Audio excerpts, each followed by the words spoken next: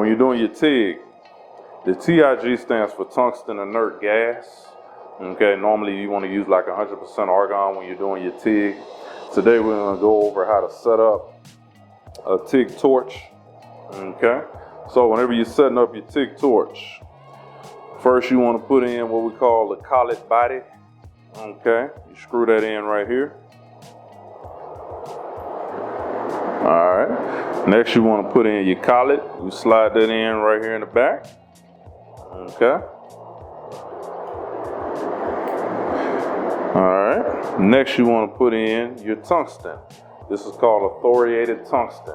Okay, you see how it has a little red tip. This is a 2% thoriated tungsten, which basically means it's about 97% tungsten and about 1.70 to about 2.20% thorium. Okay, so whenever you're using a tungsten, you see how it's real sharp like a pencil. You normally want to grind it very, very sharp like a pencil. Okay, you're going to slide that right in here behind the collet. Okay, you can adjust it once you get it in there. All right, once you get your tungsten in there, and this tungsten is also radioactive when you use it.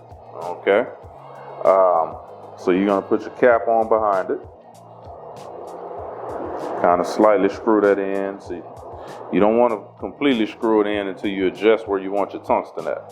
Okay, this right here is your gas cup. This is a size 7. They have different sizes that you can use. This is a 7, is what we're using right now. Okay, slide that on. See how it screws right in.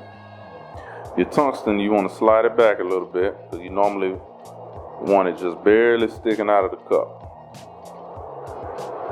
Okay, so push that back a little bit, and then you screw it in real tight right here at the cap. Okay, and that is how you set up your TIG torch. Okay, this part right here adjusts. Okay, whenever you're using it, that's part adjust. When you use it, you're going to be in an S formation. Okay, so you want to do like an S formation whenever you're doing it, and you're going to use a filler rod.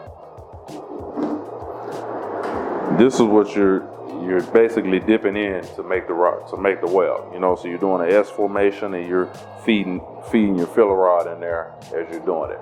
Okay, now on your filler rod, you notice it says ER. I don't know if you can tell, but it says ER 70S-2. Okay, the E stands for electrode, the R stands for filler rod, the 70 is the tensile strength, which means this rod can hold up to 70,000 pounds of pressure. The S stands for solid wire, okay, and the 2 is the chemical composition. Okay, so normally if it's an ER 70S-6, that's usually more for MIG. You notice that the MIG one says ER 70S-6. This is usually more for MIG.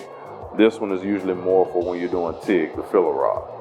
Okay, so this is just a brief overview of the electrodes, the MIG wire, as well as the TIG setup. If you sign up for one of our upcoming courses that we have a course on July 10th. We also have one on October 2nd. We'll go more in depth in all 3 of these processes, and we have 4 different courses that we offer. So we have a beginner's, intermediate, advanced, and what we call a super advanced. In each course, you'll continue to learn more and progress, and we go very in depth into all 3 of these processes. So this just gives you a brief overview.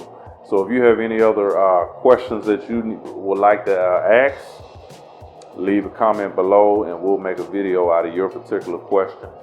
We might even give you a shout out.